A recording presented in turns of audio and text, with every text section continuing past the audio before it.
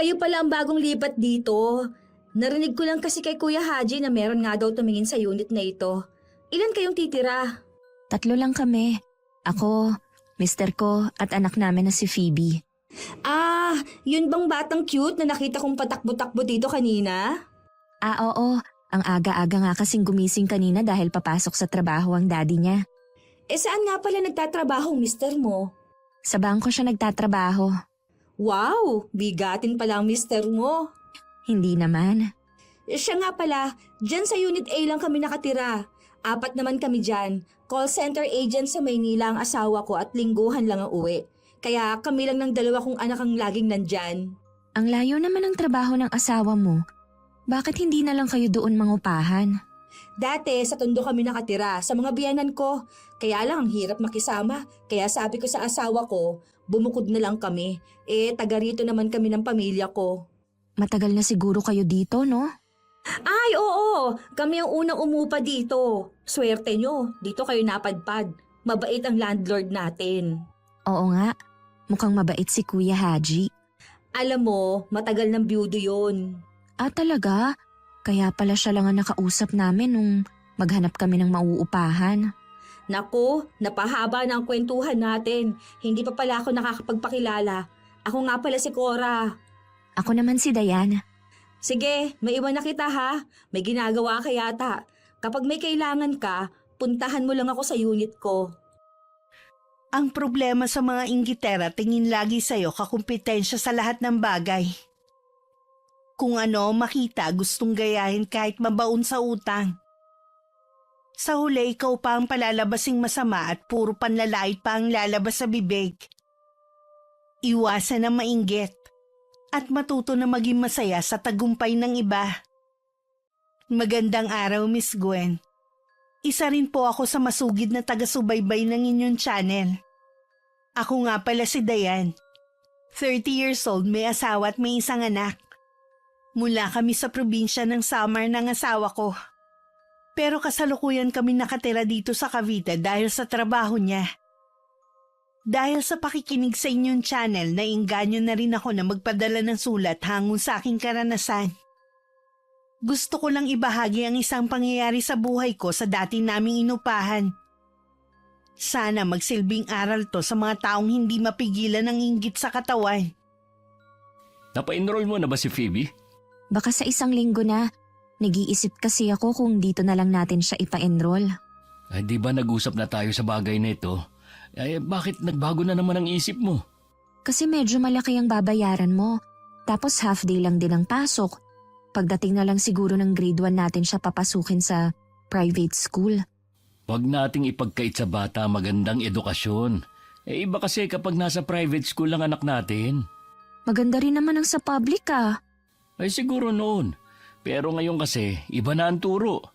Marami na rin ang matitigas ang ulo at hindi kayang kontrolin ng mga teacher. Subukan lang natin. Huwag na. Tsaka ako naman ang bahala sa tuition fee ng anak natin Nahihiya kasi ako na wala man lang akong ambag sa'yo. Ano bang klaseng katwiran yan? Asawa naman kita. Obligasyon ko na buhayin kayo. Sige na nga. Sabayan ko na papapasukin si Phoebe. Ay, maiba nga pala ako. Kumusta naman ang maghapon nyo dito ng anak natin? Ayos lang naman. Tama nga yung landlord, tahimik naman dito. Tsaka sa araw, halos walang tao dahil mga nasa trabaho ang mga umuupa. Swerte na nga rin tayo dahil nakahanap tayo ng mura lang na paupahan. Hindi naman natin kasi kailangan ng malaking bahay. Tama lang to sa atin. Oo nga, may nakilala na nga ako dito Yung sa Unit A nakatira. Call center sa Maynila, nagtatrabaho ang asawa. Sila lang ng mga anak niyang naiiwan sa kanila.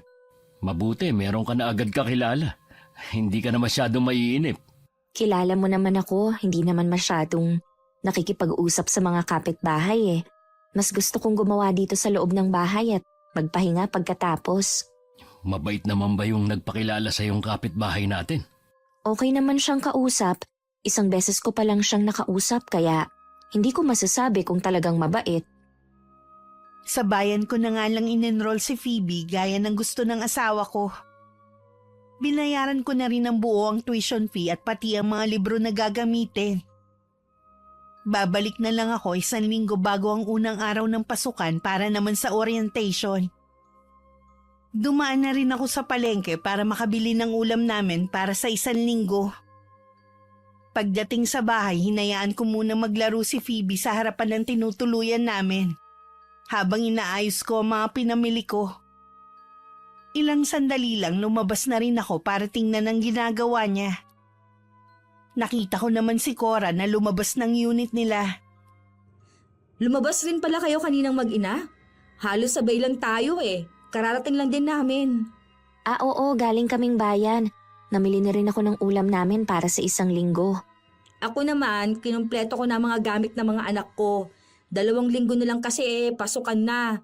Grabe ang mamahal na mga school supply ngayon.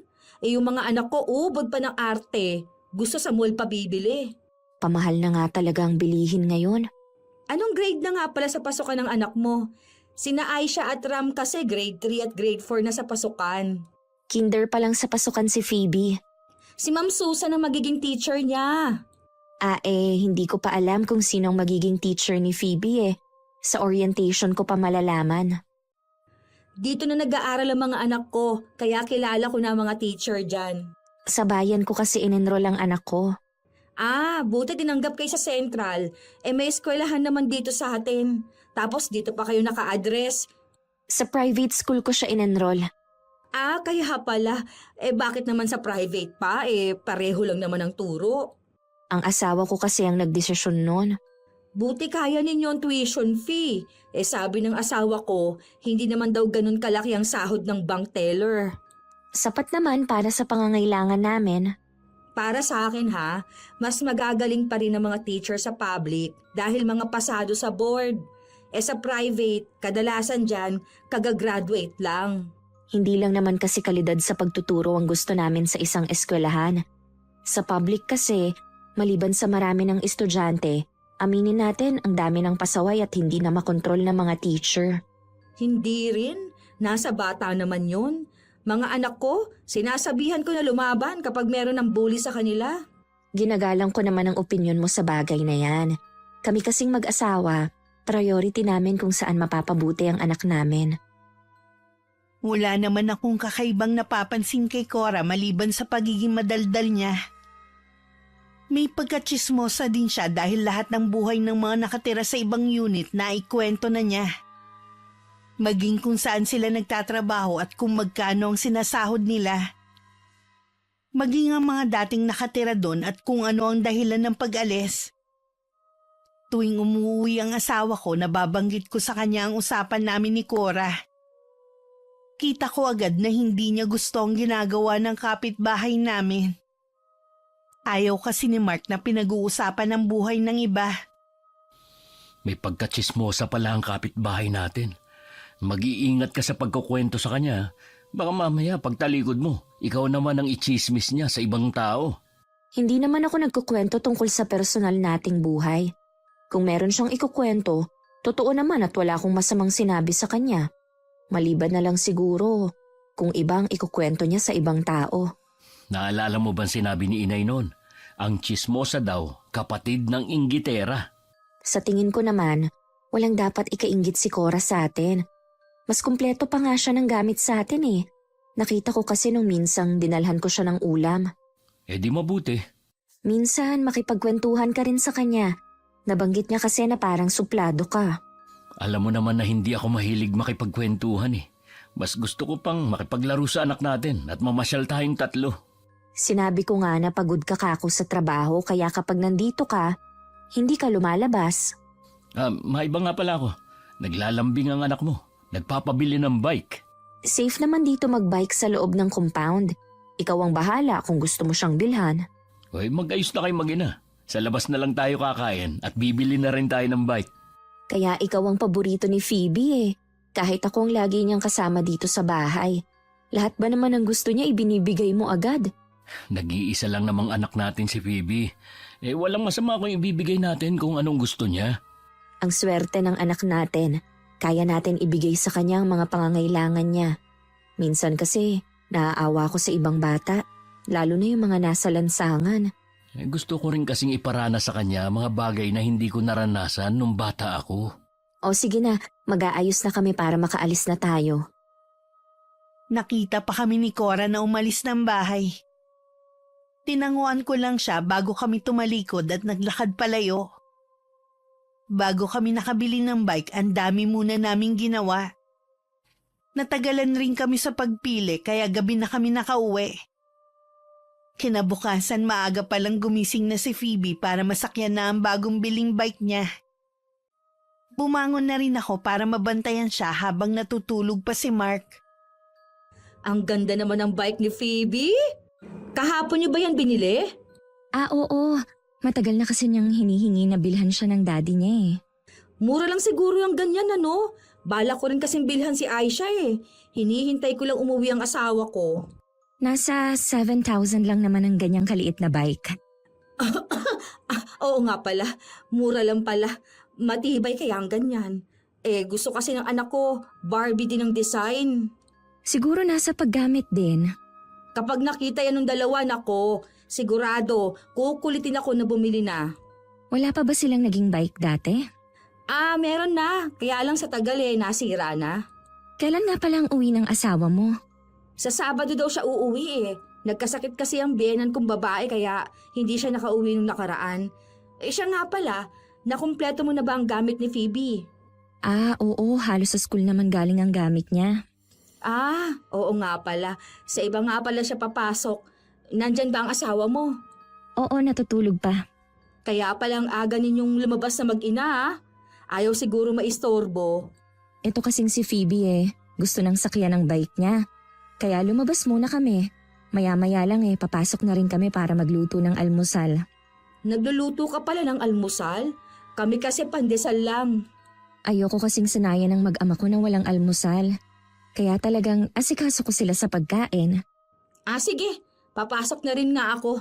Ipagluluto ko na rin ng dalawa para maiba naman ang almusal nila sa umaga. Makalipas nga ang 1 linggo, nakita ko may ginagamit ng bike ang dalawang anak ni Cora. Hindi tulad ng kay Phoebe, walang design ng sa kanila. Nang makita nga ng anak ko ang dalawa, nilabas na rin ito ang bike saka nakipaglaro. Nagwalis-walis na rin ako sa harap ng bahay habang binabantayan ng mga bata sa paglalaro. Lumabas naman si Cora at lumapit sa akin. Nandyan ba ang asawa mo? Wala. May pinuntahan siya at mamaya pang hapon ang uwi. Bakit? Akala ko nandyan. Manghihiram lang sana ako ng sibuyas at bawang. Naubusan kasi ako. Tinatamad ako na pumunta sa tindahan. Sige, ikukuha lang kita. Sasama na ako para makita ko naman ang loob ng bahay ninyo. Sigurado naman nakatulad lang din ang unit niyo ang sa amin. Iisa lang naman ang itsura Gusto ko lang makita ang mga gamit nyo. Konti lang naman ang gamit namin. Kung ano lang ang kailangan. Kumpleto naman pala kayo sa gamit. Wala kayong TV? Meron. Nasa kwarto. Madalas kasi sa gabi lang kami nanonood tuwing nakahiga na. Ang dami mo namang sibuyas at bawang. Para ka may tindahan dito Gusto kasi namin kumpleto na kami dito sa bahay. Ayaw kasi namin yung palabas-labas pa ng bahay. Ganyan din ako sa bahay. Ngayon lang talaga ako naubusan ng sibuyas at bawang kung kailang magluluto na. Sanay kasi ako na may stock na mga pagkain sa amin Lalo na kapag ganitong may bata, naku, asahan mong maya-maya ang kain. Parang mga anak ko lang pala. Siya nga pala, dumating na nung nakaraan yung bill natin sa tubig at kuryente. Nakuha mo na ba kay Kuya Haji? Oo, nabayaran ko na rin pareho. Buwanan ka pala magbayad. Oo, dahil ayokong naiipunan ako ng mga bayarin. Ako nga 3 buwan nang hindi nakakabayad ng kuryente. Lagi kasing nawawala yung bill. Napaglalaruan yata ng mga bata. Mga pasaway kasi minsan. Pero yung tubig, kailangan buwan-buwan yun. Ako kasi kapag dumating na, bayad na agad. Mabuti ka pa, parang hindi problemado sa pera, no? Nagigipit din naman kami, lalo na kapag nagsabay-sabay ang mga bayarin. Ikaw naman kasi, sa private mo ba ipinasok ang anak mo? Yung ang ibang taga rito kahit mapepera, sa public lang nila pinapapasok ang mga anak nila. Pareho lang naman daw kasi ang turo. Nasa kanila naman yun Basta kami kung saan namin papapasukin ang anak namin. Desisyon namin yun dahil kami naman ang nagbabayad. Oo nga naman. Sige ha, salamat dito ha. Nang mga sumunod na araw, nasundan pa ang panghihiram sa akin ni Cora ng sibuyas at bawang. Hanggang sa naging regular na ang panghihiram niya ng mantika, asin, paminta, toyo at suka. Minsan pa nga kape at asukal. Nagugulat na lang ako na may dala na siyang mug na may mainit na tubig. Minsan ako naman ang naubusan ng bagoong. Magtatanong sana ako kung meron siya kaya nagpunta ako sa kanila. Bukas ang pintuan nila at naririnig ko ang iyakan ng 2 bata. Mukhang nag-away ang mga to dahil pinapagalitan ng ina. Buwisit talaga kayo? Wala na nga tayong bigas sa isa saing, nag-aaway pa kayo? Bahala kayo magutom. Total mga pasaway naman kayo. Bigla akong napaatras ng hakbang at hindi na lang tumuloy. Sa tindahan na lang ako nagtanong at baka merong tinda. Mabuti na lang meron pang natitirang 1 bote si Aling Cynthia. Mabuti meron pang natira. Kami lang kasi ang gumagamit ito eh. Madalang lang kasing may naghahanap. Hindi ko po kasi napansin na ubos na pala yung sa amin. Ikaw ba umuupa din ka na, Haji? Opo, malapit lang kami kina Cora. Malapit ka pala sa babaeng inggitera na yon. Po, bakit nyo naman nasabi yan? Mukha naman pong mabait si Cora. Siyempre, bago ka lang dito kaya mabait siya sa'yo. Ang laki pa nga ng utang niya dito eh. Kaya hindi yung makalabas dahil natatakot na singiling ko. Baka po wala pang pera yung tao. Hindi na siya magkakapera kahit kailan. Baon sa utang ang babaeng yun eh. Ilang buwan na rin na hindi nakakabayad sa upa sa bahay. Kaliwat kanan din ang utang sa mga taga rito. Hindi ko po alam na baon pala siya sa utang. Paano nga kasi? Lahat ng makitang meron ng ibang tao gusto niya meron din siya. Uutang para makabili. Ganun po ba?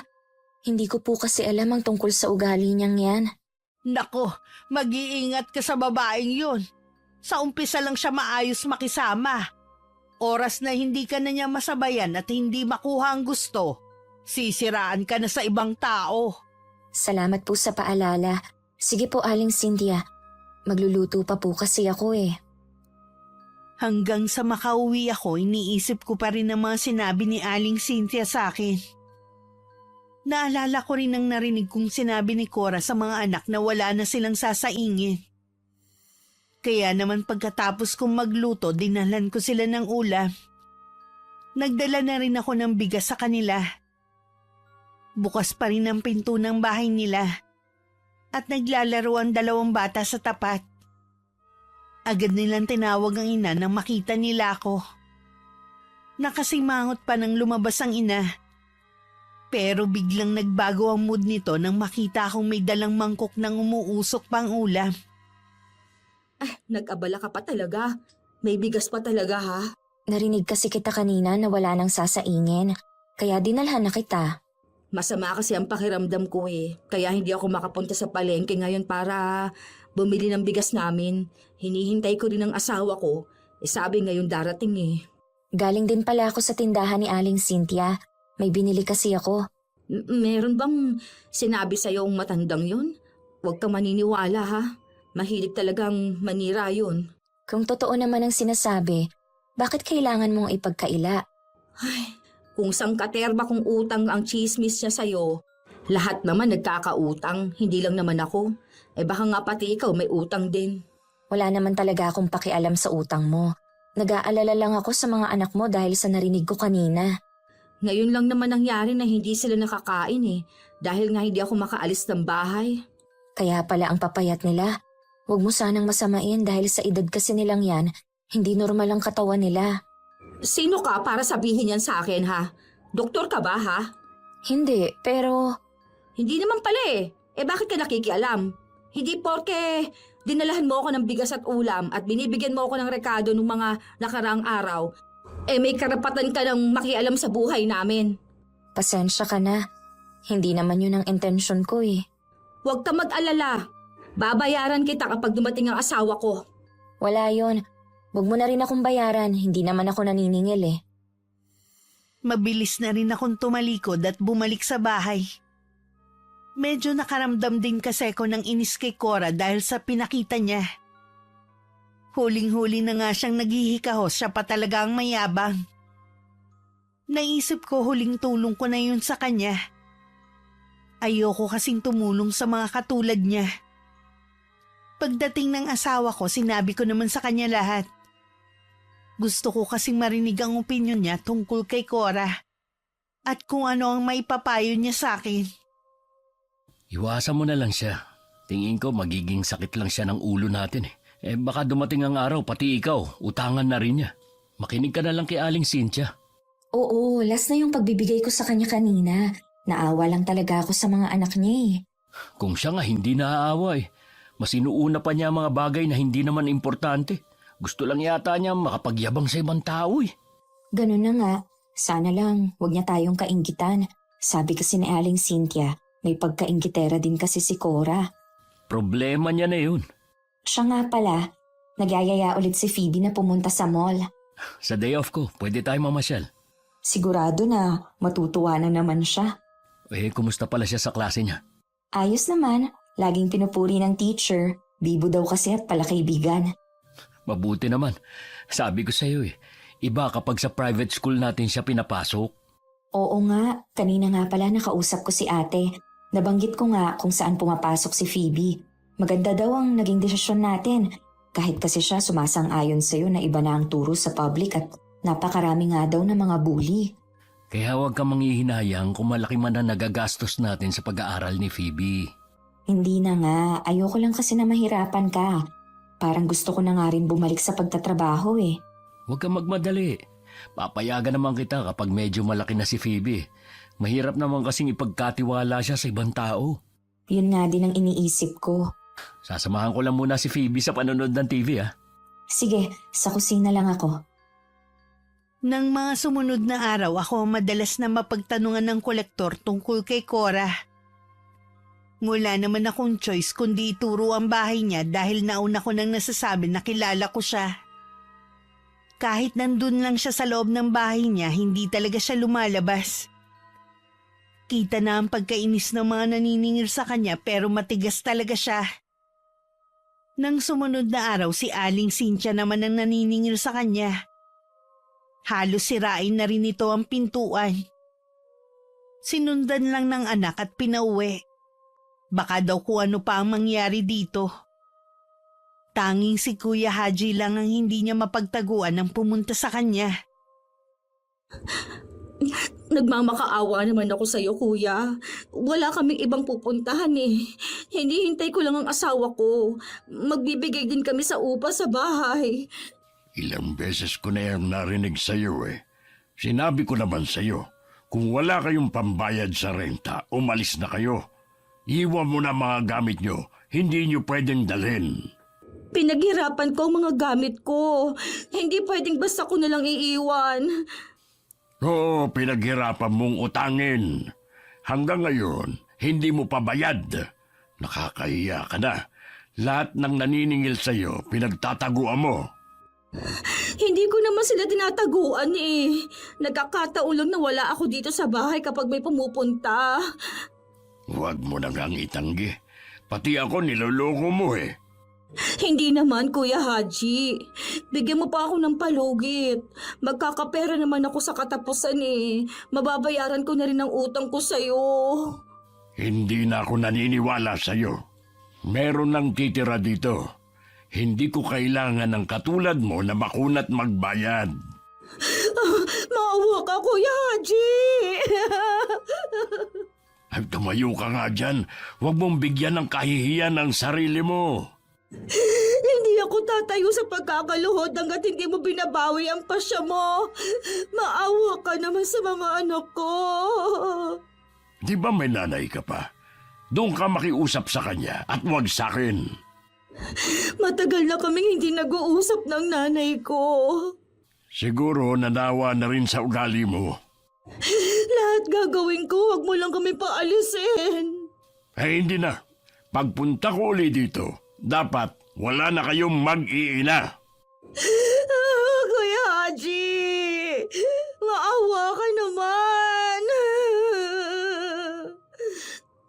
Hindi mo ako mapapaalis dito kahit anong mangyari. Hindi ko alam kung anong mararamdaman ko ng mga oras na yun. Pagkatapos kong marinig ang pagtatalo ng landlord namin at ni Cora. Parang ang babae nga ang problema kung bakit siya baon sa utang. Napapailing na lang ako na hinarap na muna ang mga gawain. Maya-maya kasi susundo na ako kay Phoebe. Pagkasundo ko kay Phoebe, dumaan na rin ako sa bahay ni Kuya Haji para ibigay ang bayad sa upa ng bahay. Umaliwalas naman ang mukha niya. Sandali rin kami nag-usap kung may mga kailangan daw ba sa inuupahan namin. Wala naman pong problema sa inuupahan namin. Magsasabi na lang po kami ng asawa ko kung meron. Sa lahat ng mga umuupa rito, kayo ang maayos kausap. Mukhang okay naman po ang ibang umuupa sa inyo Ay maliban kay Cora, sakit talaga siya ng ulo. Siya din ang dahilan kung bakit walang nagtatagal na umuupa sa akin. Ano po bang ginagawa ni Cora? Dahil siyang kauna-unahang umuupa sa akin, kung umasta siya, akala mo na kung sino. Kung hindi niya inuutangan ng mga kapwa niya umuupa, inaaway niya. Nalalaman ko na lang kapag nagpaalam na sa akin ng mga umuupa sa ibang unit. Grabe naman po pala. Akala ko kasi mabait siya at palakaibigan. Mag-iingat ka sa kanya. Kapag meron siyang ginawa sa iyo, magsabi ka lang sa akin. Ang totoo po niyan iniiwasan ko na siya. Ayoko naman kasi na magkaproblema sa kanya. Ang kapal nga ng mukha Kahit ilang beses ko nang ipagtabo yan, ayaw talagang umalis. Ang nakakaawa po ang mga anak niya. Ang mabait sa kanilang mag-asawa ay si Jonas. Maayos yung makipag-usap kaysa sa asawa niya. Minsan kasi, nakikiusap sa akin kaya hindi natutuloy ang pagpapaalis ko sa kanila. Matagal na nga po na hindi niya inuuwian ang mag-iina niya. Alam ko kasi may sakit ang ina, kaya hindi makauwi rito. Nag-iisa lang din kasi siyang anak at walang kasama ang ina sa kanila. Kung gano'n naman pala, praktikal na doon na lang sila tumira kaysa umupa dito. Ay mismong si Jonas ang nagsabi na baon din sa utang si Cora sa lugar nila. Hanggang ngayon nga, nagbabayad pa rin siya ng utang dahil siya ang sinisingil. May mga ganoon palang mga tao na kahit saan baon sa utang. Oo naman, Sa tingin ko, hindi na makakaawon niyang si Cora. Kahit ako nalulula tuwing nalalaman kong utang niya sa ibang tao. Kasalukuyan ako nagsasampay sa labas ng bahay namin nang may dumaang lalaki. Chubby to at hindi nalalayo ang edad sa asawa ko. Bahagya pa tungumiti nang mapatingin sa akin. Kumatok siya sa unit ni Cora. Pagbukas ng pinto, masaya siyang sinalubong ng 2 bata. Sa wakas nakita ko na rin ang asawa ni Cora. Mukha naman siyang mabait gaya ng sinabi ni Kuya Haji. Matulin na lumipas ang mga araw. Hindi pa rin naman umaalis si Cora sa bahay nila. Baka napakiusapan ulit si Kuya Haji o nakabayad na sila ng upa. Madalas ko rin silang makita na umalis na mag-anak at mukhang namamasyal. Dahil abala rin naman ako sa gawaing bahay at pakikipagkwentuhan sa nanay ko sa cellphone, hindi ko na malaya na lumipas na naman ang 1 buwan. Bakit nandito ka sa labas? May hinihintay kasi ako. May parcel kasi akong paparating. Alam mo, mas okay pa rin na ikaw mismo ang bibili kaysa sa online. Madalas kasi na mali, sira o palpak ang ipadadala sa'yo. Sa tagal ko nang nagpapadeliver, wala pa namang palpak sa nabibili ko. Tinatamad na rin kasi akong lumabas pa. Maselan kasi ako sa mga binibili ko, kaya mas gusto ko na ako mismong makakakita. Nasa iyo naman yun Uy, siya nga pala, yung utang ko sa'yo sa ibang pagkakataon na ha. Sabi ko naman sa'yo, hindi mo na kailangang bayaran pa. Naku, hindi pwede na hindi ko babayaran yun. Basta kapag nagkapera ulit ako, bibigyan kita. Sige, ikaw ang bahala. Matanong nga pala kita, mahilig ka rin bang mag-loan sa mga nagpapautang? Kahit nun pa, hindi ko ugali na mangutang. Ayoko kasi ng sakit ng ulo. Pwede ka bang mag-garantor kung sakali? Hindi rin. May mga nakikiusap sa akin dati pero tumatanggi ako. Ganun ba? Mahirap ka palang pakiusapan, ano? Depende kung anong kailangan sa akin. Hanggat maaari kasi ayoko ng problema. Bakit mo nga pala naitanong? Bala ko kasi na mangutang eh. Hati sana tayo. Kailangan ko lang kasi ng garantor eh.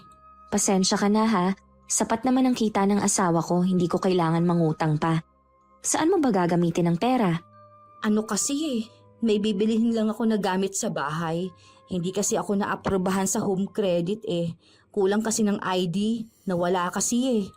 Kami kasi ng asawa ko kapag merong gustong bilhin, pinag-iipunan namin. Pareho kasi kaming ayaw ng utang. Pwede kaya akong mangutang na lang sa'yo. Kahit tubuan mo na lang. Hindi kasi akong may trabaho. Tsaka sa tingin ko, hindi ka rin pauutangin ng asawa ko. O sige, wag na nga lang. Akala ko magagalit si Cora at hindi na ako iimikin ulit pero hindi naman. Binabati pa rin naman niya ako tuwing nagkikita kami. Narinig ko kay Aling Cynthia na may nautunan naman daw itong utangan. Yung bagong umuupa sa kabilang unit. Kibit-balikat lang naman na naging tugon ko. Hanggat maaari kasi ayoko makipagchismisan. May nabili ako sa online na kurtina. Medyo may kamahalan pero maganda naman at kung bibilhin yun sa mall, doble ang presyo. Ilang araw lang nakita ko na ganun din ang kurtina ni Cora. Akala ko nagkataon lang. Pero napansin ko rin kung ano meron si Phoebe, binibili rin niya sa mga anak. Nalalaman ko dahil nilalabas ng anak niyang si Aisha ang mga laruan nito. Minsan pa nga narinig kong sinabi ng anak nito, inggitera si Phoebe. Dahil ginagaya daw ang mga laruan niya. Huwag mo nalang pansinin. Bata naman eh. Sa pagkakatanda ko kasi, grade 4 na yun si Aisha, pero yung nilalaro niya pang 5 taon lang. Sabi mo nga, lahat na makita sa'yo ni Cora, ilang araw lang meron na siya. Ayaw niyang masapawan. Mahirap naman yung gagayahin niya lahat. Nagtatago na nga siya sa lahat ng pinagkakautangan niya eh. Kaya nga eh, baka ganun na talaga siya. Mahirap nang baguhin ng ganung ugali. Oo nga. Paiiwasin ko na lang din si Phoebe na makipaglaro sa kanilang magkapatid. Ayoko kasing maubusan ng pasensya at lumabas ang pagiging dragon ko. Mabuti pa nga. Ay marami namang kaibigan ng anak natin sa pinapasukan niya eh. Kilala pa naman kita kapag nagalit. Ayoko lang kasi na naaagrabyado ang pamilya natin. Tahimik na buhay lang naman ang gusto natin eh. Tanda mo, sa lahat ng lugar na titira natin, hindi 100% na walang toxic na mga tao tayong makakasalamuha. Kaya kailangan mahabang pasensya talaga. Siguro kung hindi ako laging nandito sa bahay, hindi ko mapapansin ang mga sinasabi ng mga tao. Alam kong naiinip ka na dito sa bahay. Kung gusto mo, kausapin mo ang inay mo na kung pwedeng mag-alaga kay Phoebe. Basta ayoko lang ng ibang tao. Wala namang problema kay inay ang pag-aalaga. Yun nga lang, baka hindi niya magustuhan ang buhay dito sa syudad. Yun nga lang, pero subukan mo pa rin. Tatawagan ko nga siya. Kaya lang baka sabihin nun, umuwi na lang tayo doon. Uuwi din kamo tayo doon kapag may ipon at bahay na tayo. Siyempre, gusto ko may sarili na tayong pundar. Kapag natuloy ang plano mong pag-abroad, mapipilitan talaga kaming umuwi na lang sa atin. Hindi pa naman yun sigurado. Ang inaalala ko kasi, si Phoebe. Ayokong lumaki siya na walang ama sa tabi niya. Masasabi kong maswerte ako kay Mark dahil kaming pamilya niya ang priority lagi. Noon pa matalik na magkaibigan na sila ng kuya ko. Dahil sa kanya kaya nagkakilala kami ng asawa ko. Minsan naisip ko na hindi sa lahat ng bagay swerte ang isang tao. Mula kasi nang magsama kami, ilang beses na kami nagpalipat-lipat ng tirahan dahil sa problema sa mga kapitbahay. Naiisip ko nga baka nasa akin ang problema. Baka masyado lang akong pumapatol at hindi na lang habaan ng pasensya. Gaya kay Cora, nakakaramdam na ako ng pagkainis sa kanya. Kahit anong iwas ko, siya naman ang lumalapit. Tulad ngayon, kararating ko lang mula sa paghatid kay Phoebe sa eskwelahan. Gaya ng mga nakagawian ko, dumadaan na ako sa palengke para mamili. Malunggay rice pa lang sinasaing ninyo. Ilang araw niyo yan? 2 linggo namin. Masubukan nga namin yan. Yung bigas sa sinasaing namin mas mahal pa dyan. Maselan kasi ang mga anak ko pagdating sa kanin. Kaya ba ang papayat nila? Ay, ganun na talaga ang katawan ng mga yon. Manang-mana sa akin nung bata ako. Aba, ang dami na palang laruan ni Phoebe nung lumipat kayo, wala pa yan Bago kasi lumipat dito, ipinamigay na namin ang mga laruan niya kaya halos wala siyang laruan. Busy yata sa pag-aaral no? Hindi ko na kasi nakikita na nakikipaglaro sa mga anak ko. Mas gusto niyang maglaro mag-isa o di kaya mag-drawing sa kwarto pagka-uwi. Naku, wag mong sanayin na laging nasa loob ng bahay si Phoebe. Dapat sa edad niya natututo siyang makipagkaibigan. Kita mong mga anak ko, lahat kaibigan. Lagi pa silang iniimbita kapag may birthday party dito. Samantalang kayo, ni minsan, hindi pa yata naiimbita. Ayos lang naman, dahil lagi naman siyang naiimbita ng mga kaklase niya. Hindi ba kayo nahihirapan sa pagpapaaral kay Phoebe? Ang mahal pala sa pinapasukan niya, sabi ng kumari ko. Kasi yung kapitbahay niya, doon din pala nag-aaral ang anak. Kaya lang, inilipat din sa public dahil nga pareho lang naman daw pala ang turo. Iba-iba naman kasi ang mga magulang. Oo nga naman. Kaya lang, napagkakamalan kasing sosyal at isnabera ang anak mo. Akala mo daw kung sino, kabata-bata pa. Iharap mo nga kung sino nagsabi niyan. Huwag ka naman magalit. Sabihin mo na lang kung sino nagsabi niyan sa anak ko at ako nang bahala sa kanya. Narinig ko lang naman nang minsang dumaan akong galing labasan. Baka kaya hindi mo masabi kung sino dahil ikaw lang ang nagsabi niyan. Hindi naman lumalabas at nakikipaglaro ang anak ko sa iba, maliban sa mga anak mo. Hoy, grabe ka naman mambintang. Kabago-bago mo lang dito. Ganyan na ang ugaling ipinapakita mo. Ikaw naman, ang tagal mo na dito, wala ka nang ginawa kundi punahin ang mga nasa paligid mo. Wala naman akong ginagawang masama Nakikipagkaibigan lang ako sa'yo. Pasalamat ka nga, kinakausap pa kita. Ako lang ang nagtsatsaga sa'yo Akala mo? Dahil ang tingin sa'yo ng iba, suplada ka at mahirap kausapin. Kita mo nga, wala kang kaibigan. Kung makapagsalita ka, akala mo kilalang kilala mo na ako, no? Sigurado ka ba na wala akong kaibigan, ha? Bakit walang nagpupunta dito sa inyo? Palagay mo naman katulad mong mga kaibigan ko, ha? Mga walang ginagawa sa buhay? Alam mo, ang yabang mo. Porque wala ka lang utang at hindi nahuhuli sa pagbabayad ng upa Ganyan ka na umasta sa akin? Mabuti pa, umuwi ka na lang. Ayokong makipag-usap sa katulad mo. Tingnan ko lang kung maging magaan ang buhay ninyo dito. Huwag mo akong pinagbabantaan. Hindi mo ako kilala. Umiral na naman ang pagiging mapagpatul ko. Sa inis ko, imbes sa labas na lang kami magkita-kita ng mga kaibigan ko, sa bahay ko na lang sila pinapunta. Kaya lang naman hindi ko sila mapapunta nung mga nakaraan dahil iniisip ko ang mga kapitbahay. Ayoko kasing makaabala dahil alam ko ang ilan sa kanila. Sa gabi nagtatrabaho at kailangan ng pahinga sa araw. Bago naman ang araw ng pagpunta ng 4 kong kaibigan, nagpaalam muna ako kay Kuya Haji. Pumayag naman siya dahil karapatan ko naman daw yun. At hindi siya mahigpit sa mga bisita. Habang nagkukwentuhan kami sa labas ng bahay ko, padaan-daan naman si Cora. Hindi na nga rin maipinta ang mukha niya. Ilang beses pa niyang binalibag ang pinto ng bahay niya. Hindi naman namin yun pinansin ng mga kaibigan ko. Kinabukasan, paggising ko, narinig ko sina Kuya Haji at Cora na nag-uusap sa tapat mismo ng pinto namin. Haya na siya, kausapin niyo. Akala mo, sila lang nakatira sa compound na ito Ano bang ikinagagalit mo, ha? Nagtatanong ka pa talaga? Ang ingay niyo kahapon ng mga kaibigan mo? Yun ba? Sino bang naistorbo namin? Ikaw ba? Ang layo mo kaya sa amin. Kahit magsigawan kami, hindi mo maririnig. Hindi nga ako, yung mga katabi mo. Sino sa kanila? Sabihin mo. O bakit hindi mo maituro? Ituro mo kung sino sa mga katabi ko. Kakatukin ko sila at kakausapin. Kayo na lang ni Kuya Haji ang mag-usap. Kabago-bago mo lang dito, akala mo kung sino ka na. Sa inis ko at gulat nila, isa-isa kong kinatok ang mga katabi kong unit. At nagtanong kung naabala ko ba sila at kung totoong nagrereklamo sila. Yung 2 unit wala daw sila kahapon at gabi na nang makauwi.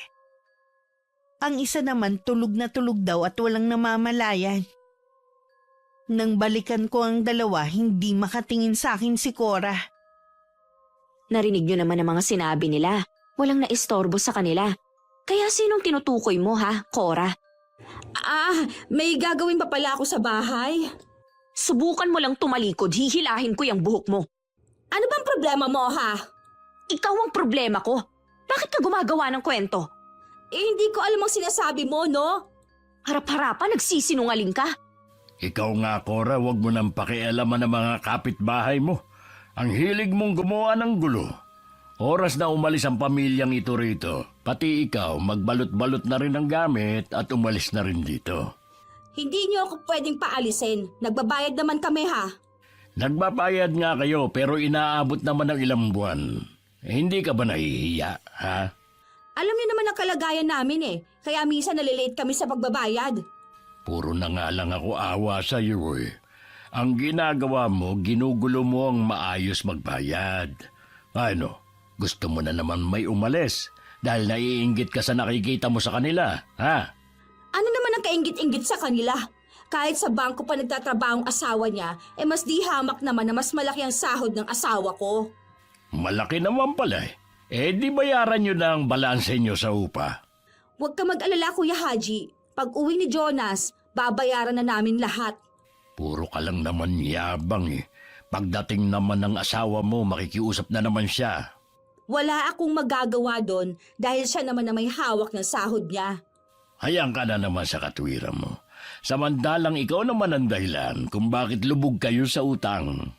Pinapahiya niyo naman ako, Ay tama lang. Baka sakaling tablang ka. Makauwi na nga. Ang aga-aga ay nasisira ang araw ko. Diyan ka magaling. Gagawa-gawa ng kalokohan. Saka iiwas. Para siyang may sira sa ulo. Ay, ganun talaga ang ugali ng babaeng yun. Kaya kung napapansin mo, ilag sa kanya ang mga umuupa rito. Kung patuloy niya kaming guguluhin, mapipilitan po kaming humanap ng ibang bahay. Huwag naman, Iha. Pagdating ng asawa niya, kakausapin ko para pagsabihan ng babaeng yan. Sige po, umaasa ako na magagawa niyo ng paraan para hindi na kami guluhin na Cora. Kapag nagyayayang gustong magbike at maglaro ng anak ko, dinadala ko na lang siya sa park. Sa hapon sumasabay na kami sa pag-uwi kay Mark. Hanggat kaya ko kasing umiwas, gagawin ko. Pero hindi pala ganun ang nasa isip ni Cora. Minsan ako lang ang nasa bahay. Naisip kong tumambay sa labas. Bumili kasi ako ng maliit na mesa at 2 upuan para tambayan naming mag-asawa. Ilang araw nga lang meron na rin nun si Cora. Naiiling na lang ako at hindi na lang pinansin. Ang kapal ng mga feeling mayaman. Wala naman sariling bahay. Kung hindi siya marunong makisama, doon siya sa malayo. Aanhin mo naman ang maraming pera at nabibili ang gusto, kung wala naman kaibigan at kakampi. Ang lungkot naman ng buhay niya. Oo nga, wala nga pumapansin dyan kapag naglalakad sa labas. Ni hindi nga maimbita ng mga taga rito Paano akala mo kung sino na? Porke sa bangko lang nagtatrabaho ang asawa. Tawag dyan, mayabang. Kita nyo nga ayaw sa public papasukin ng anak, baka daw mabuli. Nuklo ka naman ng arte ang anak at maldita pa. Tama lang na mabuli. Gusto nga makipaglaro ng apo ko Sabi ko sa ibang bata na lang. Wag lang sa maarte na yon. Sipain ko pa ang batang yun kapag nakita ko sa labas nang makita niyang hinahanap. Sa tindi ng galit na nararamdaman ko, pumasok ako sa loob ng bahay. Narinig ko pa ang pagtatawanan ng mga to. At malakas pang sinabi ni Cora na duwag naman daw pala ako. Pagbalik ko sa labas, may dala na akong timba na may malamig na tubig. Nakatalikod sila sa akin kaya hindi nila napansin ang paglapit ko. Bago pa sila makaporma, naibuhos ko na sa kanila ang laman ng timba. Sabay-sabay pa silang napasinghap sa malamig na tubig na binuhos ko sa katawan nila. Bakit mo kami binuhusan ng tubig, ha? Baka sakaling matauhan kayo at tumahimik. Tinatamaan ka ba sa mga narinig mo, ha? Oo, dahil alam ko na sadya yung pinaparinig sa akin. Kung ayaw mong marinig na pinag-uusapan ka, umalis ka na dito. Bakit ako aalis? Sa ating dalawa, mas maayos kaming magbayad kesa sa'yo. Mas matagal naman ako dito kaya hindi ako ang aalis.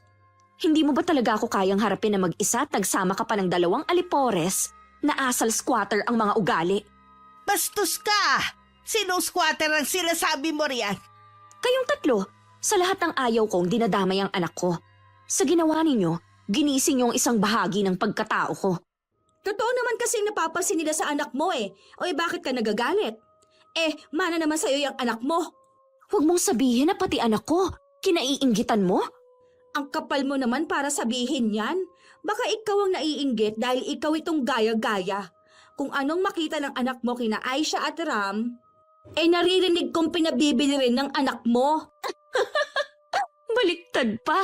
Matanong kita, sino nga sa atin ang lubog sa utang? Wala kang pakialam sa utang ko. Pwes, wala rin kayong pakialam sa buhay namin. Nahinto ang pagtatalo namin nang biglang dumating si Kuya Haji kasama ang panganay nitong anak. Nagsumbong naman agad si Cora sa ginawa ko sa kanila. May paiyak-iyak pa to, habang ang dalawa naman inaayunan siya.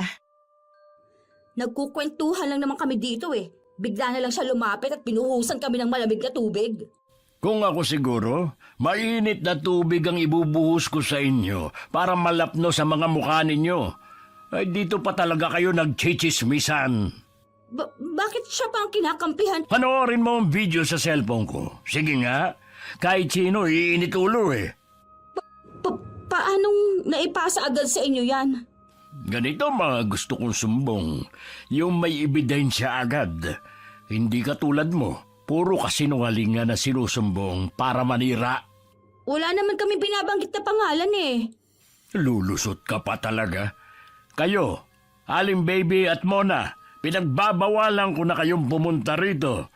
Doon kayo sa inyo magchismisan. Sige na, buhay na kayo. Sandali lang kayong dalawa. Hindi ko palalampasin ang ginawa ninyo. Nagbanta pa talaga. Napakayabang. Hindi mo yata kilalang asawa ni Mona at ang anak ni Aling Baby. Pulis at kagawad. Narinig mo? Yun lang naman pala eh. Ako ba kilala nyo? Sige na Aling Baby, Mona. Ako na lang ang pupunta sa inyo. Magbihis na kayo baka magkasakit pa kayo dahil sa babaeng ito. Ikaw, Cora, bawal ka na magpapunta ng kahit sino rito. Paano kung nanay at kapatid kong dadalaw? Bawal na rin. Katulad mo rin naman ng nanay at kapatid mo eh. Pumupunta lang dito para manggulo. Grabe naman kayo sa akin, Kuya Haji. Para tayong walang pinagsamahan ito ah. Ay, huwag mo na akong dramahan. Hindi mo na ako madadala. Hindi pa tayo tapos ah. Mali ka ng ginawa mo kina Aling Baby at Mona. Lagot ka sa kanila. Mukha ba akong nasisindak ha? Tingnan ko lang kung hanggang saan ang yabang mo. Ilang araw din naging tahimik ang paligid. May mga pagkakataon na tinatangka pa rin pumasok ni na Aling Baby at Mona sa loob ng compound pero maya-maya lang. Dumarating na si Kuya Haji. Tuwing nakikita nila ako, lagi nang nananalim ang mga mata nila. Alam kasi nila na ako ang nagsusumbong sa landlord namin. Sa ginagawa nila, lalo nilang pinag-aalab ang galit sa puso ko. Kaya buo na ang pasya ko sa plano ko kina Aling Baby at Mona. Kumukuha lang ako ng tiyempo kung paano ko isasagawa ang balak ko. Isang umaga kahit walang pasok si Mark, maaga pa rin akong bumangon. Natutulog pa sila nang lumabas ako ng silid namin. Binuksan ko na rin ang pinto para makapasok ang sariwang hangin sa sala. Hahakbang na sana ako papunta sa kusina nang marinig kong may nag-uusap sa di kalayuan. Magkakasama po kami kagabi at wala naman akong kakaibang napansin kay Aling Baby. Kahit ang pamilya niya, nagulat sa nangyari. Totoo nga kaya ang sabi ng mga anak niya na baka kinulam ang matanda. Ay, hindi ko alam dahil mahirap naman kasing paniwalaan eh. Malakas nga si Aling Baby. Imposibleng hindi yun dadaing sa mga anak kung may nararamdaman sa katawan. Tsaka, biglaan naman ang pagkamatay niya. At yung paglabas sa mga uod sa ilong at bibig niya paano niyo ipapaliwanag? Sa kanila mo na lang itanong ang bagay na yan dahil hindi ko rin alam. Sino kaya ang gumawa nun kay Aling Baby? Hindi man lang pinatawad ang matanda. Sa dami ng mga nakaaway niya, mahirap na lang basta magturo. Ang hirap pa naman makahanap ng magaling na albularyo sa panahon ngayon. Kailangan pang humanap sa malalayong probinsya. Kaya ikaw, maging aral na sa'yo nangyari kay Aling Baby. Baka mamaya ikaw nang sumunod.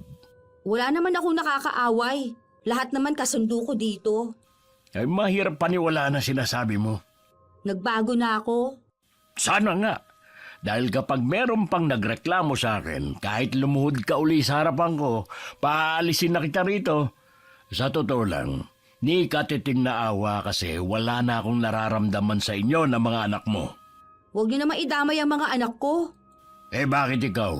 Pati anak ni Dayan dinadamay mo. Kung galit ka sa nanay, huwag mo nang idamay ang bata. Wala na nga akong pakialam sa kanila Dapat lang na huwag mo na silang pakialaman. Intindihin mo na lang ang mga utang mo. 1 linggo ang lumipas, si Mona naman na napabalitan nagkasakit at naisugod pa sa ospital. Pero hindi rin naisalba ang buhay nito. Naghatid yun ng takot sa pamilya niya at sa mga kapitbahay. May pagkakahalintulad kasi ang paraan ng pagkamatay nito kay Aling Baby. Ayon sa asawa, pagkatapos mawalan ng buhay, tsaka naglabasan ng mga buhay na uod sa ilong at bibig nito. Naging palaisipan yun kay Cora. Malakas talaga ang kutob niya na kinulam ang dalawa. Nakaramdam din siya ng takot para sa sarili. Ilang beses kasi sumasagi sa kanya na baka siya na ang susunod. Ako ang taong pinaghihinalaan niya dahil sa pagbabanta ko sa kanila noon. May kailangan ka ba? Nasa loob ba si Dayan? Umalis siya Nakipagkita sa mga kaibigan niya. Anong oras kaya siya uuwi? Naku, hindi ko lang alam. Baka gabihin siya. Kung may kailangan ka, ako na lang magsasabi. Nabalitaan niyo na ba ang nangyari kay Mona? Wala na rin siya. May nabalitaan nga ako na may patay dito sa lugar natin pero hindi ko naman kasi yun kilala Ang asawa mo, kilala si Mona. Yun lang bang sasabihin mo? May itatanong sana ako. Saan ang probinsya niyo? Ha? Bakit kailangan mo itanong?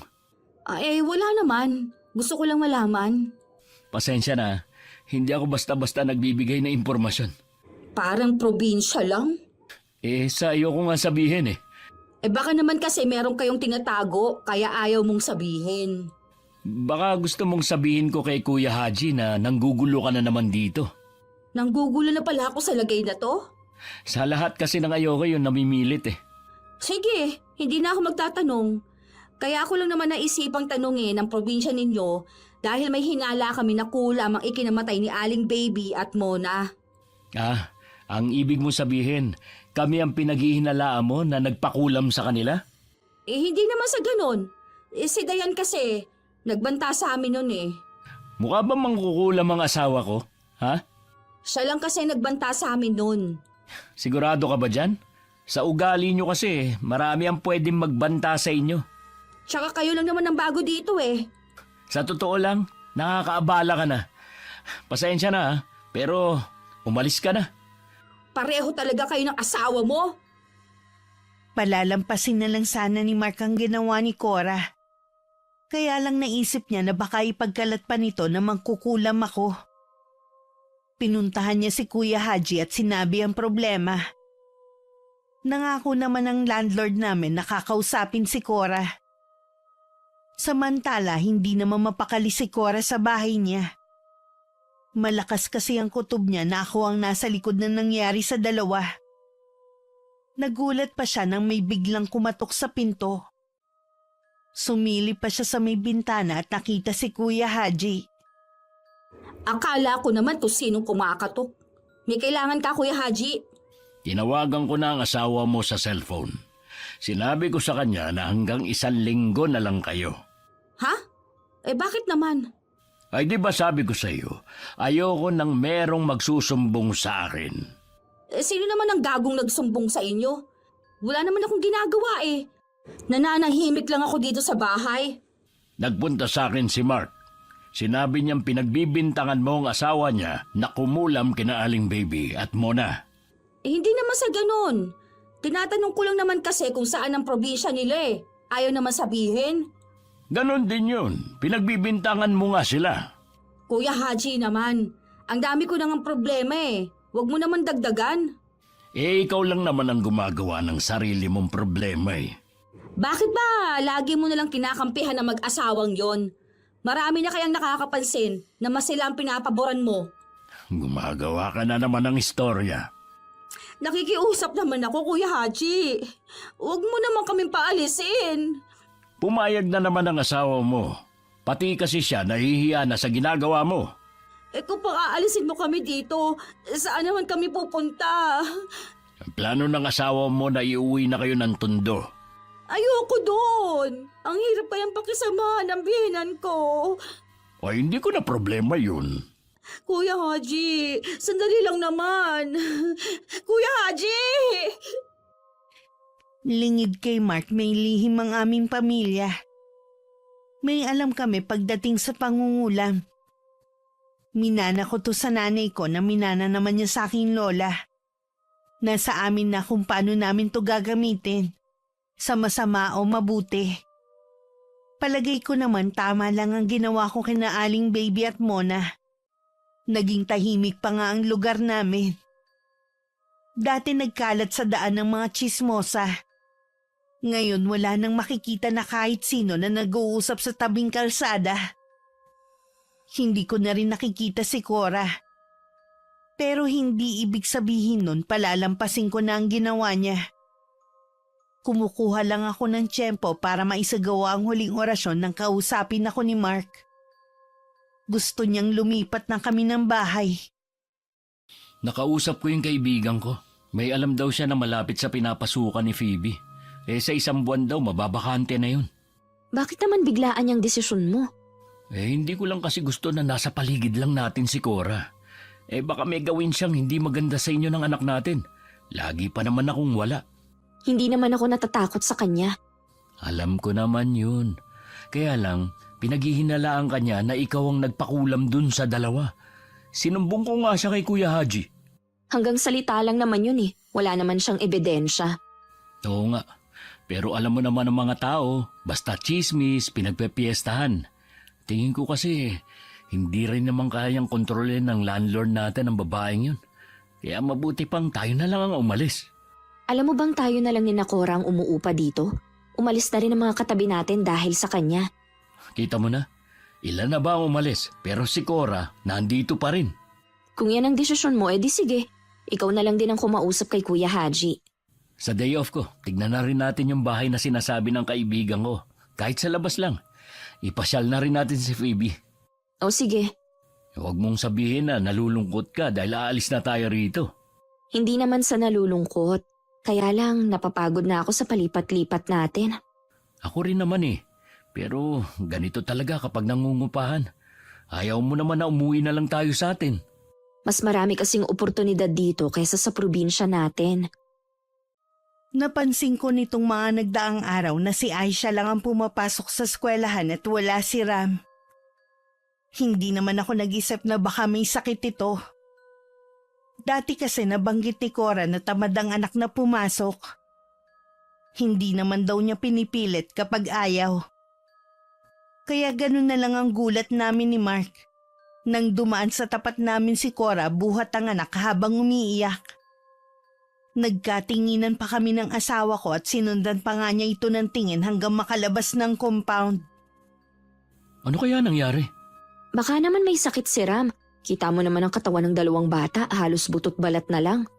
Sana naman hindi ganun kagrabe ang nangyari. Nakakaawa pa rin eh. Hayaan mo na lang sila. Hindi na natin problema yun. Nawalan ka na talaga ng amor kahit sa mga bata, no? Kilala mo naman ako kapag nagalit, diba? Wala akong pakialam kung nakakaawa pa ang bata. Ang nakikita ko ang walang yang si Cora. Tingin ko nga sa'yo, para kang tumanda sa lugar na to. Nagkaroon kasi ng kulubot ang noo mo eh. Nakakalimutan ko lang maglagay ng cream sa mukha. Ang dami ko kasing iniisip eh. Konting tiis na lang. Aalis na rin tayo dito. Nakausap mo na ba si Kuya Haji? Dumaan ako sa bahay niya. Walang tao eh. Sa ibang araw na lang siguro. Isara mo na nga yung pintuan para wala tayong nakikita na dumadaan. Pumasok din muna ako sa banyo at nanalamin. Tama nga si Mark. Nagkaroon ng kulubot ang noo ko. Hindi yun mahahalata sa unang tingin. Ganun ang nangyayari kapag nagsasagawa ako ng orasyon. Huling beses ko na rin naman yun gagawin. Ayoko naman makasanayan ng ganung gawain. Kasalanan pa rin naman yun sa Diyos. Pero ang hirap lang kasing pigilang gumante lalo na may kakayanan naman ako. Kinabukasan ng umaga, lumabas muna ako ng bahay para makasagap ng sariwang hangin. Nang makita kong lumabas din si Cora, tumalikod na ako para pumasok sa loob. Pero tinawag niya ako. Sandali lang naman, Dayan. Kamusta na ang anak mo? Kinakitaan siya ng bukol sa sikmura eh. Sabi ng doktor, kailangan daw operahan eh. Ganun ba? Kapag na-opera naman gagaling na naman ang anak mo. Ang problema kasi, kailangan namin siya ilipat. Wala kasing doktor doon na pwedeng mag-opera eh. Di ilipat ninyo. Ganun na nga lang ang gagawin namin. Umuwi nga lang ako para kumuha ng gamit namin mag-ina. Si Aisha nga, dinala ko muna sa nanay ko. Bahala na kung hindi na muna siya makakapasok. Ganun talaga ang buhay. Lahat ng tao may pinagdadaanan. Dayan, baka naman meron ka dyan kahit magkano. Pandagdag lang sa gastusin namin. Walang-wala talaga ako eh. Pasensya ka na. Pero kapag binigyan kita, ipagkakalat mo pang mayabang ako at kaya kong magbigay ng tulong. Kalimutan na sana natin na nangyari. Paano kung ayaw ko? Masyado naman palang matigas ang puso mo. Matigas talaga. Lalo na kapag dinamay ang anak ko. Hindi ko nakukuhang magpatawad. May anak ka din. Paano kung sa kanya mangyari ang nangyari kay Ram? Kung sa anak mo nangyari na pagsalitaan nyo ng hindi maganda, anong mararamdaman mo bilang ina? Oh, natahimik ka na naman. Patay naman na yung dalawa. Dapat kinakalimutan mo na mga nangyaring yun. Bakit ba kasi lumapit-lapit pa ako sa'yo eh? Ewan ko sa'yo. Nananahimik kasi ako dito basta ka lang lumapit at tinawag ako. Nagbabaka sakali lang naman ako kung makakahingi ako ng tulong eh. Kahit meron ako, hindi kita bibigyan. Sigurado naman ako, kung magkapalit tayo ng sitwasyon, hindi mo rin ako tutulungan. Tahimik lang na umalis si Cora dala ang may kalakihang bag. Hindi ko alam na narinig pala ni Mark ang mga sinabi ko sa babae. Napapailing na lang siya at saka lumapit sa akin. Sana binigyan mo kahit magkano yung tao. Kahit para sa bata lang. Sana ikaw ang nagbigay. Alam ko na masakit ang mga sinabi nila kay Phoebe. Pero dapat, kinakalimutan mo na yun. Alam mo palang masakit Kahit kailan hindi ko siya mapapatawad. Kung hindi mo magagawang magpatawad, sarili mo lang ang pinahihirapan mo. Mabuti pa habulin mo siya at saka mo bigyan. Bakit ba lagi na lang mainit yung ulo mo? Lagi na lang nakakunot ang noo mo. Lagi ka rin nakaangil para bang kaaway mo ko. Pagod lang siguro ako. Hindi mo kailangan puwersahin ang sarili mo dito sa bahay. Magpahinga ka rin. Paano pa kaya kita niyan papayagang magtrabaho kung dito pa lang napapagod ka na? Siguro sa pag-iisip din to. Bakit ba kasi ang hirap makahanap ng lugar na tahimik at walang mga taong pahirap sa buhay? Kung hindi mo na kayang manatili dito, doon muna tayo sa bahay ng kapatid ko. Sila mag-asawa lang naman na nandun Papalayo ka naman sa trabaho at si Phoebe sa pinapasukan. Pansamantala lang naman. Huwag na lang siguro. Ayoko kasing makaabala Sabihin mo lang kapag nagbago ang isip mo, ha? Ilang araw lang umuwi na rin si Cora kasama ng anak at asawa. Hindi ko alam kung naoperahan ba ang anak niya. Habang tumatagal din, sumasama ang pakiramdam ko. Sumasabay pa ang panay parinig ni Cora. Marami kasing tao sa kanila. Dinadalaw ang anak niya. Baka meron na naman magsumbong dyan na marami akong bisita dito. Huwag ka na mag-aksaya ng oras dahil nagpaalam ako kay Kuya Haji ha. Palibasa kasi, walang nakakaalalang dumalaw. Ang sama kasi ng ugali. Hinintay ko lang na umalis ang mga bisita niya at saka ako nagpunta sa kanila. Bukas ang pinto at nakaupo ang asawa niya sa sofa. Pareho pa silang nagulat nang bigla akong sumulpot sa harapan ng pinto nila. Iparinig mo sa akin ngayon ang mga sinasabi mo. Ano bang sinasabi mo dyan? Kaya ka kinakarma dahil sa ugali mo. Ikaw ang kakarmahin dahil sa ginagawa mo. Bakit? Ano bang ginawa ko na ikinagagalit mo? Kasi nga, hindi ka marunong makisama. Kung ang pagpapautang ang basihan mo ng pakikisama, di bali nang hindi makisama. Ayokong maging katulad mo. Pwede ba? Umalis ka na lang. Huwag mo sirain ang araw namin. Samantalang ako gustong-gusto mong sirain. Dahil lang sa sobrang inggit, yan ang sisira sa'yo. Ilusyonada? Sino ka para kainggitan ko? Lahat ng meron ako kinaiinggitan mo. Kahit anong gawin mo, gayahin mo man lahat ng binibili ko. Hindi mo pa rin ako kayang tapatan dahil hindi galing sa utang ang ipinambibili ko. Kaya hindi ako baon sa utang. Buwisit kang babae ka. Umalis ka na sabi! Malakas pa niyang binalibag pa sara ang pinto sa harap ko. Bumalik na lang ako sa bahay namin. Tinitigan ko na lang ang mukha ko sa salamin. Kanina pag alis ni Mark, tinawagan ko si Inay at ipinagtapat ko ang nangyayari. Sabi niya para bumalik sa dati ang itsura ko at hindi tuluyang mangulubot. May kailangan akong bigkasin na orasyon. Nagpaalala din siya na kapag puno ng galit ang puso, baka mas magresulta to ng kapahamakan sa akin. Hindi ko naman na mababawi pa ang ginawa ko kay Cora. Mabuti na rin yun para magtanda siya. Para alam niya na hindi lahat yuyuko sa kanya. Nalaman ko kay Aling Cynthia na hindi naman pala naoperahan ng bata. Niresetahan lang daw to ng gamot. Hindi rin malinaw sa matanda kung ano naging sakit ng anak nito. Para tuloy gusto kong pagdudahan kung para saan ang perang hinihingi ni Cora. Nakausap na rin ng asawa ko si Kuya Haji. Ayaw nitong pumayag na umalis kami. Kakausapin daw niya si Cora. Pero buo na ang pasya naming mag-asawa na lumipat ng bahay. Talaga bang hindi ka titigil, ha? Ano na naman bang sinumbong sa'yo ni Dayan, ha? Walang sinusumbong si Dayan. Nagpaalam na silang mag-asawa na aalis na. Kaya alam ko na meron ka na namang ginawa. Bakit ba akong sinisisi ninyo sa balak nilang pag-alis? OA naman kayo? Wala naman akong ginagawa kundi mag-alaga ng anak kung may sakit eh. Ikaw ang nagdadala ng kamalasan dito sa negosyo ko eh. Tingnan mo nga, wala nang nakatira sa mga unit ko dahil sa'yo. Hindi ko naman kasalanan kung umalis sila, no? Ikaw nga may kasalanan kung bakit umalis sila. Sinabi nila yun bago sila umalis. Ngayon naman, itong mag-asawa na mas maayos pang magbayad sa'yo ang aalis dahil na naman sa'yo. Dapat ikaw ang umalis eh. Maawa naman kayo, Kuya Haji. May sakit ang anak ko tapos palalayasin mo kami. Punong-puno na kasi ako sa'yo eh. Aalis naman kami, pero hayaan niyo munang lumakas si Ram. Hindi pa niya kayang bumiyahe. Puro na lang ang mga anak mong dinadahilan mo. Hayaan niyo na lang po siya dito. Kami na lang ang aalis. Eh siya dapat ang umalis at hindi kayo. Naiintindihan ko naman si Cora. Mahirap kasi ang makahanap ng pera na pang down sa lilipatan. Kami naman kahit papano meron. Kahit umalis pa kayo, aalis na rin si Cora dito. Pagod na rin kasi ako magbigay ng awa. Mabait lang kasi ang asawa niya at siyang laging nakikiusap sa akin. Pero sa pagkakataong ito, ayoko na. Kuya Haji naman, maawa ka. Kung gusto mo ipaglalaban na lang kita para mabawasan ang utang namin sa'yo sa upa. Hindi na. Ang gusto ko, umalis ka na rito.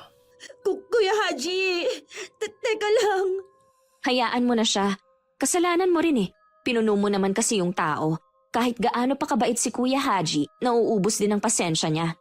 Ikaw talaga nagdala ng kamalasan sa lugar na ito at hindi ako. Talaga bang hindi ka marunong magsisi sa mga ginawa mo? Bakit ako magsisisi, ha? Ikaw dapat yon. Akala mo yata hindi ko alam na ikaw ang nagpakulam kina Aling Baby at Mona. Kung ako nga, dapat matakot ka. Dahil baka ikaw ang susunod. Marami akong pinagsabihan sa mga taga rito. Oras na may mangyaring masama sa akin, walang dapat paghinalaan kundi ikaw. Tingnan ko nga kung kakayanin mo. Baka akala mo gaya din sa kanilang magiging kamatayan mo. Dahil mas marami kang kasalanan sa akin, mas matindi ang mararanasan mo. Kung ganon, totoo nga na ikaw ang nagpakulam sa kanila. O bakit nagulat ka yata? Kanina siguradong sigurado ka na ako nga ang nagpakulam sa kanila. Akala ko kasi itatanggi mo eh. Bakit ko pa gagawin? Hindi naman ako katulad mo na sinungaling. Dayan, Tinatawag ka ng anak mo. Asikasuhin mo muna. Matamis ko pa siyang nginitian bago ako tumalikod at naglakad pabalik ng bahay. Nagtataka naman ang asawa ko kung bakit kailangan ko pang kausapin si Cora. Sinabi ko lang na may gusto lang akong linawin sa kanya bago kami umalis. Si Cora naman lalo naging balisa. Kahit kasi sinabi niya sa asawang bumabagabag sa kanya, hindi naman siya pinaniwalaan. Kaya naman nagpasya na lang siyang kausapin si Kuya Haji. Pinuntahan niya ito at sinabi ko ano ang pinag-usapan namin. Kahit ano pa ang sabihin mo, hindi na magbabago ang isip ko. nag-usap na naman kami ni Jonas. Aalis na rin kami. Ang gusto ko lang paniwalaan mo ko. Kung asawa mo nga, hindi naniniwala sa'yo, ako pa kaya? Siguro, maniniwala lang kayo kapag may nangyari na rin sa akin katulad kina Aling Baby at Mona. Pwede ba? Patahimikin mo na yung dalawa. Ang mga pamilya nga nila, tahimik lang eh. Ikaw naman putak ng putak. Natatakot lang kasi sila magsalita kaya ganun. Samantalang noon, sinabihan mo pa si Dayan na kagawad ang asawa ni Aling Baby at pulis naman ang asawa ni Mona. Oh, nasa na ang tapang nila? Kakausapin ko rin sila mamaya. Pinapalala mo lang ang sitwasyon eh. Aalis na ang mag-asawa. Ano ba ang gusto mo?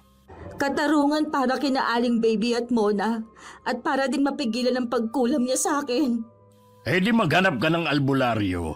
Huwag mo na akong abalahin pa. Umuupa ako sa inyo. Dapat naman na pagmalasakitan mo ko.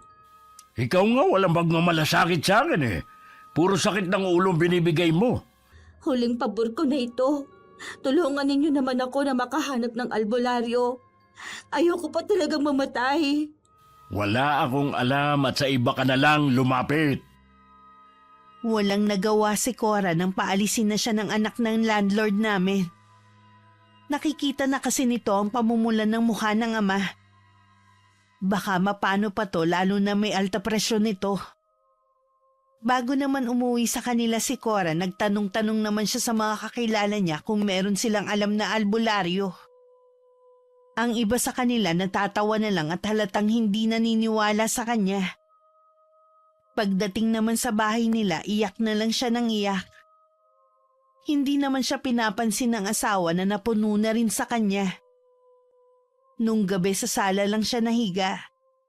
Pero hindi naman siya makatulog. Ang dami niya kasing naririnig. Parang mga nag-uusap na maliliit na boses. Gusto yata ng babaeng yun na masiraan ako ng bait. Hindi ka magtatagumpay sa masama mong balak sa akin. Bigla siyang napatingin sa may bintana. May anino ng tao doon at nasisiguro niyang babae yun dahil mahaba ang buhok at nililipad yun ng hangin. Sa takot na patilin na lang siya ng malakas. Dahilan para magising ang mga kasama niya sa bahay. Dinaluhan naman siya ng asawa at binigyan ng tubig para kumalma. Mula nun hindi na lumabas si Cora. Abala naman kami sa pag-aayos ng gamit namin. Para kapag umalis na yung nakatira sa lilipatan namin, handa na ang lahat. Nag-aayos ng basura ang asawa ko sa labas dahil kukunin yun mamayang gabi nang dumaan si Kuya Haji. Galing sa bahay ni Cora. Napagsabihan niyo na naman po ba si Cora? Tiningnan ko lang ang kalagayan niya. Sinabihan ko nga rin na magpatingin na sa doktor. Ayaw naman. Ano po ba nangyari? Bigla kasi lumaki ang tiyan niya. Tapos, umalon-alon na para bang merong buhay na bagay sa loob. Tinubuan na rin ng mga bukol ang balat niya. At kumikirot nga raw. Emergency na yun ah. Dapat lang nadali na siya sa ospital. Ayaw magpadala dahil lalo lang daw lalala ang sakit niya. Gusto sa albularyo Nagpapahanap pa ako sa anak ko. Nagtanong-tanong na rin ako sa mga kakilala ko. Hanggang ngayon, wala pa rin nahahanap. Ang alam ko po, sa mga probinsya, meron pa rin mga albularyo pero madalang na rin. Ano po kaya ang sakit niya? Bakit sa albularyo pa siya magpapagamot? Naniniwala kasi siya na kinukulam siya. Kinukulam? Ewan ko ba kung bakit yun ang naiisip niya. Kung hindi po maipaliwanag ng mga doktor ang sakit niya, pwede nga sigurong kulam. Ang masaklap nga, kayo pa ang pinagbibintangan na gumawa nun sa kanya. Bakit naman kami? Mukha ba talaga kami mangkukulam ng asawa ko? Wala namang naniniwala sa kanya Kahit ang asawa niya, sinasabi niya lang yun dahil sa matinding inggit sa asawa mo. Inamin kasi ni Jonas na ganyang buhay sa inyo ang pangarap ni Cora. Hindi kami maluwag sa buhay. Maayos lang po ang trabaho ko. Kaya kong ibigay ang pangangailangan ng mag-ina ko. Hindi rin maluho ang asawa ko at hindi rin mahilig mangutang. Sa kagustuhan niya na makisabay sa mga nakikita niya, kasi hodang mabaon pa siya sa utang. Kahit kami pa ang pinagbibintangan niya, hangad ko pa rin ang paggaling niya. Hindi talaga ako nagkamali ng pagkakakilala sa inyo. Alam ko na mabuti kayong tao. Sayang nga lang, kailangan niyo nang umalis. Gusto rin sana namin dito. Yun nga lang, hindi na po matatahimik ang asawa ko. Naiintindihan ko naman. At saka, matatagalan pa ang pag-alis nila rito. Nakakaawa naman kung sa ganyang kalagayan paalisin ko. Sa inyo ko na lang din paabot ang konting tulong sa kanila. Wala naman ako naging reaksyon na magkwento si Mark sa nangyayari sa kapitbahay namin. Sa gabi, naririnig namin ng malakas na sigaw ni Cora at ang pagpalahaw nito ng iyak. Mas napaaga rin ang pag-alis namin sa bahay na yun. Kahit na nakalipat na kami, hindi pa rin ako mapakali. Nakukonsensya na siguro ko dahil sa ginawa ko. Tinawagan ko si inay. At sinabi niya na luluwas siya para matingnan ako. Marunong din kasi manggamot si inay. Pag-uwi ni Mark ng hapon, nagkwento siya na nagkita sila ni Kuya Haji. Napag-usapan din daw nila ang kalagayan ni Cora. Nagpapasalamat nga raw siya at nakita niya ako. Malala na daw si Cora. Sa pilitan na nga raw siyang dinala sa doktor. Pero lalong lumala ang kondisyon niya. Parang gusto na nga daw niyang maniwala na kinukulam ito. Hanggang ngayon ba, hindi pa rin sila nakakahanap ng albularyo? Hindi pa nga daw. Nawawalan na nga daw ng pag-asa ang pamilya niya. Nagpapaalam na nga daw at humihingi na ng tawad sa mga nagawa niya ng masama. Kung himala nga daw na makita tayo, ipinapaabot na lang niya ang paghingi ng tawad. Di ba ang inay ko marunong manggamot? Baka pwede niyang gamutin si Cora. Baka hindi na rin siya umabot. Sabi kasi ni Kuya Haji, hindi na nakakapagsalita o nakakarinig si Cora. Bulag na rin daw to. Malay natin umabot pa ang inay. Huwag tayong mawala ng pag-asa. O sige, tatawagan ko si Kuya Haji. Sana gumaling na siya para mabigyan pa siya ng pagkakataon na makapagbago. Masyado pang bata ang mga anak niya para mawalan ng ina. Yun nga rin ang iniisip ko . Nang dumating si inay at pamangking ko sa bahay, nasa trabaho pa ang asawa ko. Hindi ko na napigilan na umiyak sa kanya dahil sa ginawa ko. Nangako naman siya na gagawin lahat para gumaling si Cora. Nag-chat lang ako kay Mark na nandito na si inay. Pagdating, hindi pa man siya nakakapagpahinga, sinamahan na niya si inay kina Cora. Nagpaiwan na lang ako dahil walang mag-aasikaso kay Phoebe at sa pamangkin ko. Nagawa naman pagalingin ni inay si Cora. Kahit matagal na nung huli siyang nakapanggamot. Ginawa daw niya yon para sa akin para matahimik na ang kalooban ko. 1 linggo rin na malagi si inay sa amin. Bago sila umuwi sa probinsya namin. Sabi nga pala ni Kuya Haji, umalis na doon si Cora. Baka daw gusto natin bumalik sa paupahan niya. Mas okay na dito. Tahimik at malalayo ang kapitbahay. Tsaka ayoko na rin balikan ng mga masasamang alaala doon. Ayoko na rin umalis dito. Kahit hindi kasing bait ni Kuya Haji ang landlady natin. Oo nga. Sana magbago na si Cora. Baka sa susunod hindi na siya swertihin. Sigurado yun. Ang una niyang dapat alisin, yung pagiging inggitera niya. Wala talagang maidudulot yun na maganda. Magkakaroon lang siya ng kaaway. Pinayuhan ako ni inay na ilihim na lang sa asawa ko ang sekreto ng pamilya namin. Nasisiguro naman daw niyang natuto na rin ako na wag basta-basta gagamitin ang aking nalalaman sa karunungang itim. Sa ngayon lumipat na naman kami ng inuupahang bahay. Ganito siguro kapag walang sariling bahay. Palipat-lipat kung saan magustuhan. Hindi na rin natuloy ang plano ko na magtrabaho. Maliban sa pag-aasikaso ko sa aking pamilya, pakikinig na lang sa inyong channel ang pinagkakaabalahan ko. Labis ako nagpapasalamat sa may kapal. Dahil hindi niya ako inayaan na tuluyang maging masama. Kahit hanggang ngayon pinagsisisihan ko pa rin yun. Dahil sa bugso ng damdamin nakagawa ako ng malaking kasalanan. Wala talaga may dudulot ang paghihigante kundi pagsisisi din bandang huli. Salamat po sa pagbasa ng sulat ko, Miss Gwen.